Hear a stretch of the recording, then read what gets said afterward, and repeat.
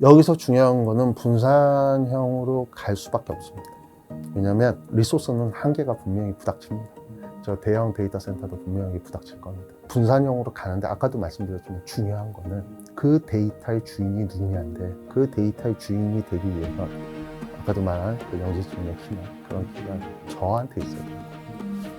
아마 앞으로의 지갑의 역할은 그런 용도로 쓰일 확률이 높습니다. 비트코인이나 예를 들어 수많은 알트코인, 또 이더리움 이런 거 말고 다른 어떤 코인이 생성될 수도 있겠네요. 이거를 종합하는. 맞습니다. 제 개인적인 생각이지만 가장 1순위로 뽑는다면 될 거라고 생각합니다. 중국에서 AI를 하고 여러 가지 뭐 딥시크도 나오고 하는데, 말씀하신 내용도 아마 중국도 개발자들이 개발하고 노력하고 있겠죠. 만약에 미국이 데이터 센터를 더 이상 오픈소스로 하지 않고 야 이거 막아버리겠어, 그리고 앞으로 사용료내 이런 식으로 그 요금을 받겠다, 막아버리겠다 이러면 중국의 인공지능 기술 개발은 뒤처질 수밖에 없다, 이렇게 봐도 됩니까? 어떻습니까? 아닙니다. 별개라고 봐야 됩니다. 중국이 보는 시장, 이런 것들은 좀 다른 시장이라고 봐야 됩니다. 우리가 아는 되게 큰 회사, 오픈 AI나 엔트로피, 뭐 이런 데들이 대부분 하면, 특히 지금 그 미국이 하는 스타게이트 프로젝트, 이런 것들은 대부분 대형입니다. 근데 중국은 그에 비해 예를 들어서 뭐 엔비디아 칩이 없다, 뭐가 없다, 그러지 않아도 중국 시스템의 대부분들은 뭘 추구하느냐, 어떻게 보면 웹3를 추구하는지 몰라요. 근데 우리가 생각하는 웹3하고 틀린 건 단 하나입니다. 이렇게 생각합니다. 영지식 증명키를 본인들이 들고 있어야 될 거예요. 중국은 중국이 아마 다 들게 할 겁니다. 그래서 국가의 통제 속에 움직일 겁니다. 중국이 로봇 산업이 발전되는 가장 큰 이유는 중앙형 그 데이터 센터가 기반형이 아니기 때문에, 중국은 그거를 좀 더 분산시키는 시스템을 하기 위해서 피지컬 로봇의 형태를 갖는 거라고 저는 생각을 합니다. 중앙으로 들 거를 좀 더 로봇이나 아니면 소형화 모델에서 분산돼서 시키고, 중요한 거는 이거를 컨트롤할 수 있는 키를 우리 국가가 들면 된다. 저는 중국이 더 이런 부분에서 앞질러 갔다고 생각합니다. 중국이 얼마 전에 드론 쇼를 했거든요. 드론 수천 개를 막 띄워가지고 올려보냈는데 고장이 나가지고 다 떨어지고 불이 나고 난리가 났었어요. 이제 그게 일종의 방금 말씀하신 그런 분산형 AI의 실험 모델인데, 일단은 실패했다 이렇게 봐도 되겠네요. 네, 맞습니다. 더 쉽게 얘기하면 현재 시스템은 예를 들어서 제 컴퓨터 환경에서 움직이지만 무엇인가 추론하고 생각하는 거는 저 위에 LLM한테 물어봐야 됩니다. 근데 중국은 어떤 거를 하냐면 아까처럼 드론이 수백 대가 뜨면 그 드론이 자체적으로 다 생각해서 무엇인가 자체적으로 행동하는 거를 얘기하고 있습니다. 솔직히 위험하긴 하지만 실험적으로 보고 발전적으로 보면 AI 의식이 일반적이지 않다라고 봐야 됩니다. 그런 중앙형이 없이 개별형, 분산형이 성공할 수 있을까요? 아니면 어차피 중앙형이 발전이 되고 개발이 된다 하더라도 결국은 분산형으로 갈 수밖에 없다라고 봐야 됩니까? 어떻게 봐야 됩니까? 여기서 중요한 거는 분산형으로 갈 수밖에 없습니다. 왜냐하면 리소스는 한계가 분명히 부닥칩니다. 저 대형 데이터 센터도 분명히 부닥칠 겁니다. 분산형으로 가는데 아까도 말씀드렸지만 중요한 거는 그 데이터의 주인이 누구냐인데, 그 데이터의 주인이 되기 위해서 아까도 말한 그 영지증명 키나 그런 키가 저한테 있어야 되는 겁니다. 아마 앞으로의 지갑의 역할은 그런 용도로 쓰일 확률이 높습니다. 그러면 대형으로, 만약에 분산형으로 되어 있는 것을 대형으로 예를 들어서 이제 취합하고 요약 정리하려 그러면 개인에게 뭔가 리워드를 줘야 되겠네요. 그런 영지식 증명이나 블록체인에 대해서, 그죠? 맞습니다. 좀 더 말씀드리면 AI는 특정 제품이나 뭐 이런 거를 하기 위해서 아까 추적을 해야지만 그거에 대해서 믿는다고 했잖아요. 어떻게 보면 이런 추적 시스템이 우리가 아는 비트코인의 마이닝과 거의 비슷한 개념입니다. 그렇겠네요. 그러니까 이제 비트코인의 마이닝 개념은 64자리로 된 샴 160인가를 써서 만드는 코드를 전 세계 인구들이 다 달려 들어가지고 수학 문제 풀듯이 경시대회 하듯이 하는 것이고, 근데 이거는 경시대회 할 필요 없이 누구나 다 개발을 하고 만들고 생각을 해내면 이게 틀리든 맞든 효율이 있든 없든 네 거임을 증명을 시켜줘 버리는 거잖아요, 일단은. 그 다음에 나중에 소위 말해서 연구 논문을 썼는데 그 연구 논문이 인용이 많이 되면 학계에서는 상당히 좋은 논문이라고 치거든요. 근데 그런 영지식과 블록체인이 각자의 지갑 안에 있는데 나중에 데이터 통계로 뽑아보면 내 지갑 안에 있는 영지식 증명의 블록체인이 몇 개 인용이 됐고 몇 개가 중앙에서 빌려갖고 이런 것들을 확인하게 되면 결국은 그게 내 기술이 어느 정도, 내 컴퓨터는 어느 정도 가치가 있는 거다. 이게 확인할 수 있겠네요. 정확하게 맞습니다. 사람들은 그렇게 얘기합니다. 양자 컴퓨터가 오면 저 비트코인이 무너져서 큰일입니다 라고 얘기하는데, 반대로 그것 때문에 이게 더 발전할 수밖에 없습니다. 그럴 수도 있죠. 그러니까 블록체인이라고 하는 그 개념 자체는 사라지지 않겠죠. AI가 사라지지는 않으니까. 근데 이제 블록체인을 어떻게 만들어내느냐, 비트코인식으로 채굴 방식으로 갈 거냐, 아니면 이더리움이 사용하고 있는 프루프 오브 스테이킹으로 가서 지분이 어느 정도 인정이 돼버리면 그것을 계속 인정해서 제로 널리지로 그냥 가는 방식을 택할 것이냐, 이제 그런 게 전력 사용에도 관련이 있고, 그죠? 근데 여기서 중요한 거는 아까 얘기하는 POW와 POS 둘 다 필요합니다. 둘 다 필요하다. POW는 아까도 얘기했지만 AI가 추적하는 용도의 시스템의 개념은 저 POW가 맞습니다. 그러면 AI가 저렇게 해서 진실 여부가 오면 이렇게 얘기합니다. 이게 진실이니 시스템을 이렇게 바꿔야 됩니다 라고 인간들한테 물어보면 인간들의 51% 동의가 필요합니다. 그때 POS가 필요합니다. 그러면 어떻게 되나요? 작업 증명하고 지분 증명이 같이 존재를 한다는 거 아니겠어요? 그건 당연히 필요합니다. 그러면 시간 개념상 문제를 풀어내는 시간 개념은 더 오래 걸릴 수도 있다는. 더 맞습니다. 진실이 깊으면 깊고 그 상품이 어떤 개발 단계가 너무 오랜 시간이 걸렸다. 정말 걸렸다는 건 그만큼 영지식 증명 파일 회로가 엄청 많아진다는 거. 그러면 그 가치는 더 크게 봐야 되는 거예요. 크게 봐야 되겠죠. 또 하나의 궁금증이 생기는 게 비트코인이나 예를 들어 수많은 알트코인, 또 이더리움 이런 거 말고 다른 어떤 코인이 생성될 수도 있겠네요. 이거를 종합하는. 맞습니다. 제 개인적인 생각이지만 가장 1순위로 뽑는다면 월드코인 될 거라고 생각합니다. 월드코인. 왜냐하면 오픈AI가 EU를 통해서 작업한 지가 오래됐고, 그 다음에 그 시스템에 가장 많이 쓰이는 인간의 생물학적인 거를 키를 담는 방법을 오픈AI는 많은 시간을 투자했습니다. 그런 것들이 다 무엇을 가리키냐면 현재 AI가 아까 얘기한 세 번째, 인간이 AI한테 아예 위임을 시켜서 AI끼리 사고 파는 시대, 이런 시대가 돌입을 했을 때는 이런 것들이 되게 필요한 시스템입니다. 결국은 AI가 블록체인도 만들고 영지식 증명도 하고, 이러한 영지식 증명과 블록체인의 가치를 높이려고 하면 작업 증명의 시간이 오래 걸리는 고도의 기술을 가지고 있어야 된다라고 이해를 해야 됩니까? 아니면 어떻습니까? 그렇게 생각할 필요는 없습니다. 왜냐하면 제가 개인적으로 테스트해본 결과 AI를 통해서 저희 회사가 90% 코드를 한다고 말씀드렸잖아요. AI가 EVM 시스템, 그러니까 이더리움 버추얼 머신을 세팅하고 무엇인가 노드 5개를 연결하는데 걸리는 시간은 딱 3시간밖에 안 걸렸습니다. 즉 무슨 말이냐면 인간들이 만들어낸 코드 시스템은 AI한테는 아주 쉽습니다. 특히 블록체인은 더더욱 쉽습니다. 그렇겠죠. 이런 것도 있습니다. 인간들이 쓰는 언어 중에 고급 언어와 저급 언어로 나눠집니다. 개발자들한테는.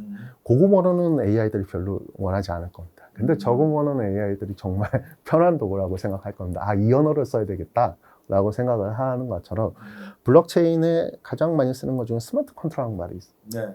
이 스마트 컨트롤이 저급 언어로 되어 있어요. 그러다 보니까 AI는 정말 알기 쉬운 언어고, 아, 여기가 더 내가 뭔가 작업하기 위한 환경은 이 체인이 더 편할 것 같아 라고 저는 그렇게 생각을 합니다. 그렇기 때문에 뭔가 인간이 처음부터 블록체인을 생성을 하고 인간이 무엇인가 체인의 거버넌스까지 되면서 스마트 컨트랙을 만들어내잖아요. 더 알겠지만 스마트 컨트랙 개발자가 지금 앞전에도 평균 700만 원, 800만 원 월 최저임금을 그런 식으로 줍니다. 왜냐면 스마트 컨트롤 언어가 되게 뭔가 특별하듯이 이렇게 비춰지는 게 많습니다. 우리가 아는 뭐 ERC0, ERC115, 뭐 ERC, NFT니 뭐니 뭐. 근데 AI는 이거를 제가 테스트해 보니까 아니 그냥 2분 내에 그냥 찍어버리고 뭐 어디 직업으로 보내라고 하면 정말 쉽게 더 이해를 합니다. 이런 것들이 왜 이렇게 되냐면 블록체인 시스템이라고 하는 거는 앞으로 AI가 움직일 환경이고 이 환경을 인간이 먼저 만든다고 생각하시면 안 될 것 같습니다. 제가 봤을 때. 그래서 오프체인과 온체인이 구분이 되는데 온체인 환경은 AI가 구성을 하고요. 오프체인의 환경은 인간들이 구성을 합니다. 쉽게 얘기해서 아까 저는 회원가입이나 로그인 쓰는 거는 웹툰이 인간들의 세상인데 거기에서는 무엇인가 행위하면 영시 증명 키를 인간이 갖고 있고 이거를 롤업을 한다라는 말로 온체인에 롤업을 하면 어떻게 보면 AI들이 쓰는 웹사이트에 자료를 올려보냈다 업로드했다라고 이제 생각을 하고 네. AI는 그러면 그렇게 업로드된 데이터를 맞는지 안 맞는지 위해서 추적을 하고 추적을 할 때마다 오프체인이 내 키를 열어주면서 맞다 안 맞다를 계속 확인시켜줘서 네. 좋다 나쁘다를 AI가 판단하게끔 하게 되고 네. 이런 시스템이 되는 겁니다. 아까처럼 인간이 먼저 체인을 만들고 모으면 엄청 오래 걸리겠죠. 다 온체인은 AI에 맡기는 게 제가 봤을 때는 정답이라고 생각합니다. 그러면 그렇게 되면 누구나 다 쉽게 블록체인 만들어서 코인을 암호화폐를 만들어서 뿌릴 수 있고 만들 수 있고 하면 그 가치가 있고 없고를 어떻게 판단을 하죠? 여기서 아까도 말씀드리지만 그 판단이 아까도 했지만 오프체인의 영지시 증명 회로의 추적이 얼마나 되느냐에 달려 있습니다. 어렵냐 쉬우냐? 예를 들어서 누구나 다 체인은 다 온체인을 만들었습니다. 근데 그 체인에 어떤 상품을 올렸는데 그 상품이 정말 좋냐 나쁘냐는 거기에 있는 체인, 온체인 안에서 오프체인에 있는 걸 추적을 해야 되는데 추적이 얼마나 깊이 들어갔냐. 그거에 따라서 이 상품의 가치가 가치감이진다. 아. 실질적으로 우리가 예를 들어서 이런 겁니다. 어떤 샴푸를 인터넷상에서 파는데 상품의 광고가 이렇게 나왔습니다. 이 비누를 쓰면 탈모가 없어집니다. 근데 우리는 지금 현재 뭐냐면 그냥 그 광고를 보고 삽니다. 그리고 그 광고에서 뭔가 인증 마크나 뭔가 어디서 뭔가 썼던 뭐 이런 내용을 보고 이렇게 삽니다. 이거는 이제 지금 시대 불과 이제 한 몇 달 뒤면 AI가 뭔가 보는 그거는 뭐냐면 그 상품이 정말 모발을 했는지 안 했는지는 추적해서 저 연구까지 이루어졌는지까지 영지식 증명 데이터가 있으면 맞다라고 판단해서 추천합니다. 앞으로 거짓말 못하는 세상이 오겠네. 거짓말보단 좀 더 데이터의 가치의 진실 여부에 좀 더 두고 데이터의 주권으로 자리 잡는 그런 시대가 온다. 근데 마지막으로 하나 여쭤보고 싶은 게 지금 제가 컴퓨터에 노트북을 갖고 있으면 얘는 웹 2.0이잖아요. 근데 어떻게 웹 3.0의 기능을 할 수가 있죠? 모든 그 운영체제는 그냥 컴퓨터만 봤을 때는 운영체제라는 게 있습니다. 그 운영체제보다 더 밑에가 있습니다. 우리는 대부분 그런 거를 디바이스라는 말을 씁니다. 이 디바이스 단위 저급 언어로 되어 있습니다. 우리가 대부분 얘기하는 어셈블리어가 그 대표적인 거예요. 아까도 얘기했지만 인간들이 쓰는 윈도우즈를 AI가 그냥 보는데 너무 복잡한 거예요. 마우스도 있고 키보드도 있고 이거는 뭐 옛날에 이렇게 우리가 커맨더 도스 창이 아닌 너무 뭔가 이쁘게 아이콘도 있고 막 그러는데 이건 AI가 너무 머리가 너무 쓰입니다. 오히려 저런 저급 언어 상태, 이 상태가 어셈블리어 이 상태, 그러니까 우리가 커맨더 도스 창 같은 거 그런 것들이 AI는 더 적합합니다. 더 적합하다. 이해하기가 쉽다. 네. 그래서 예를 들어서 그렇게 할 수밖에 없는 게 있습니다. 저도 몇 번 테스트를 거쳤는데 현재의 리눅스 기반, 뭐 우분투나 이런 기반하고 윈도우즈 기반 사람들이 이렇게 생각합니다. AI가 더 윈도우즈를 더 괜찮게 생각할 거야. 더 많은 기능이 있고 환경이 더 여러 개가 더 풍부하니까 뭐 어플리케이션도 많으니까 이러는데 절대 AI는 오히려 우분투나 그런 환경에서 더 깔끔하게 작업이 이루어집니다. 이런 윈도우즈 환경은 너무 다양하게 인간들을 위한 인터페이스로 너무 구성되어 있어요. 그래서 아까도 얘기했지만 오프체인이라고 하는 것도 막 그럴 겁니다. 저한테도 여러 질문이 오는데 그 오프체인은 어떻게 만드는 거야? 시스템이 어떤 거야? 그러면 저는 이렇게 얘기합니다. 얘가 알아서 구성할 것 같은데요. 그냥 그거는 자기가 뭔가 사용자하고 뭐 물을 주문하거나 뭘 할 때 너무 번거롭고 뭐 하니까 사용자한테 이렇게 물어봅니다. 제가 이 물을 주문하는데 느리고 뭐 하는데 이거를 뭐 하나를 좀 만들어서 이걸 좀 빠르게 좀 주문할 수도 있는데 이렇게 하면 안 될까요? 라고 사용자가 승인을 해주면 AI는 이제 코딩하기 시작해서 오프체인을 만들 수도 있다고 생각합니다. 참 세상이 어떻게 변할지는 모르겠습니다만 지금 말씀을 듣고 보면 결국은 앞으로 노동시장에서 없어질 직업 이런 이야기들을 많이 하거든요. 우리가 AI 시대가 도래를 하면 본격적인 시대가 도래하면 노동시장이 가장 먼저 타격을 받을 거고 그다음에 문화적인 측면에서 여러 가지 그 생소한 문화들이 많이 나올 것 같거든요. 혹시 하이사께서 생각하시는 문화의 어떤 변화가 있을 거다 그러면 어떤 게 가장 뭐 예를 들어서 설명해 주시면. 사람들이 대부분 이렇게 얘기합니다. 그 바이브 코딩이다 뭐다 해서 전문적인 직업들, 특히 개발자가 AI 시대에 가장 많이 잘릴 것이다 라고 하는데 이런 것도 있습니다. 우리 막노동 하는 데 가면 어떤 분은 막노동 할 때 예를 들어서 철사나 뭘 구부리거나 하면 딱 말한 대로 이렇게 철사 구부리고 이렇게 하잖아요. 근데 아주 전문적으로 오래 다닌 막노동을 하시는 분들은 뭐 특별한 뭐 사회적인 지위는 없지만 자기가 몇 번 해보니까 자기만의 또 도구를 만들어서 그렇죠. 그걸 구부리고 뭐 하는 거를 자기만의 방식으로 뭔가 이렇게 그렇죠. 도구를 만듭니다. 그리고 다른 그 막노동 하시는 분한테 야, 작업은 이렇게 하세요 라고 또 이렇게 전파도 합니다. 네. 개발자도 사실 그래야 됩니다. 근데 지금 현재 대부분 사무직에 계신 분들은 네. 그러지 못합니다.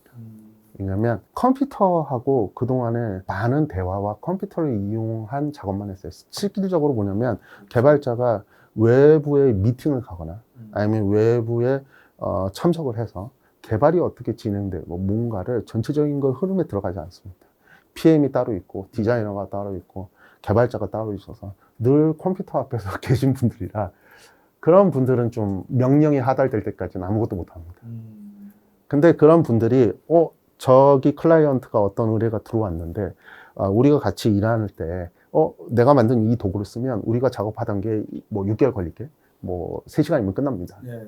이런 식의 제한이 있는 분들이 아마 또 새로운 작업 좀 창출이 될 것 같습니다. 오늘 우리 하우성 이사님 모시고 AI가 앞으로 어떤 시대를 열 것인지 또 AI라고 하는 게 어디까지 진화가 되어 왔는지를 여쭤봤는데 제가 상당히 좀 충격을 받았던 게 요즘 많이 나오는 키워드가 sovereignty, 주권 이야기가 나오고 데이터 주권, 뭐 AI 주권, 여러 가지 주권 이야기가 나오는데 이 주권이 나라의 주권이 중요한 게 아니라 개인의 주권이 먼저 가장 최소 단위가 되어가지고 개인의 컴퓨터 자체가 하나의 주권을 가진 AI 기능, AGI 기능을 갖게 되고 거기서 모든 암호화폐나 블록체인이나 이런 것이 발행도 되고 거래도 되고 자율적으로 이루어질 수 있는 그런 시대가 이미 웹 3.0 이전에 만들어졌다 이렇게 봐도 되겠네요. 예, 맞습니다. 그 웹 3.0을 뭔가 새로운 프로그램이나 새로운 무엇인가가 나와서 이제 시스템이나 이제 미래에 이렇게 될 거다라고 생각하실 필요가 없는 게 네. 그냥 모든 분들은 그냥 그 했던 작업들 그대로 하고 다만 제3자의 AI가 도와주는데 그 AI가 자기네 그 환경을 조성한다고 생각하시면 됩니다. 엔트로픽의 기능과 지금 아주 비슷한 내용들을 말씀해 주셔서 그러면 결국은 개인도 하나의 소버리니티를, 회사도 회사 나름의 소버리니티를, 그러니까 회사 내에서 모든 정보가 돌지 이 정보가 밖으로 나갈 일은 없다 이렇게 봐야 되겠네요. 정부에게 바라고 싶은 말씀이 있다 그러면 우리나라에서 이런 벤처나 스타트업이 성장하고 발전하는데 평소에 이렇게 연구하시면서 경험이 많으실 거 아니에요. 어떤 점이 불편하다 뭐 이런 내용들이 있으실 건데 어떤 것이 있습니까? 일단은 AI라고 하는 거에 대한 그 버블이라고 하는 거에 대해서 명확해져야 될 게 뭐냐면 소버린 AI가 LLM을 만든다. 새로운 뭐 온 디바이스 AI를 만든다. 이런 복잡한 개념보다는 실질적인 AXI라고 해서 우리가 아는 UXX 어떻게 보면 히스토리죠.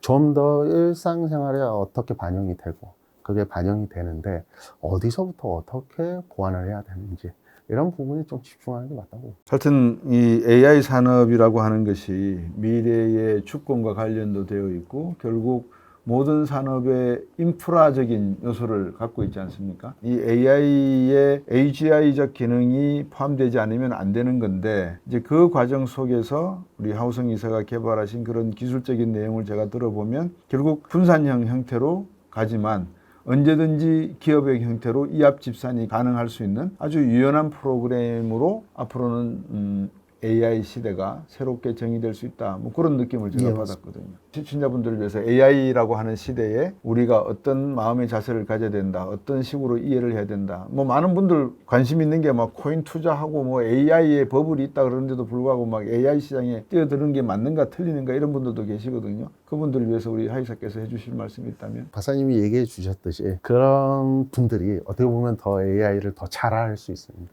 이제 그렇게 잘 아시는 분들이 다음 사람한테 다른 그 사용자들이나 다른 인간들한테 자기가 알고 있는 지식을 도구로 만들어서 이제 좀 배포하는 시대가 돼야 돼요. 상품화 해가지고 물건을 팔아먹자. 자본주의적으로 말하면 오늘 장시간에 걸쳐서 AI 시대의 변화의 형태, 모습에 대해서 말씀을 주셨는데 신체 여러분께서 들으실 때 어떻게 이해가 되셨는지 모르겠습니다. 근데 저는 지금 이야기를 들으면서 참 기술의 발전이 어디까지 갈지에 대한 그런 궁금증도 많이 생겼습니다. 세상의 변화라고 하는 것은 끝없는 혁신의 그런 순환 구조 속에 지금 드디어 인간이 들어가지 않았나 하는 생각을 해봤습니다. 오늘 하유성 이사님 나오셔서 AI에 대해서 설명을 해주셨습니다. 너무 감사드리고 기술 개발 계속해서 좋은 결과 내시길 바라겠습니다. 고맙습니다. 예, 감사합니다.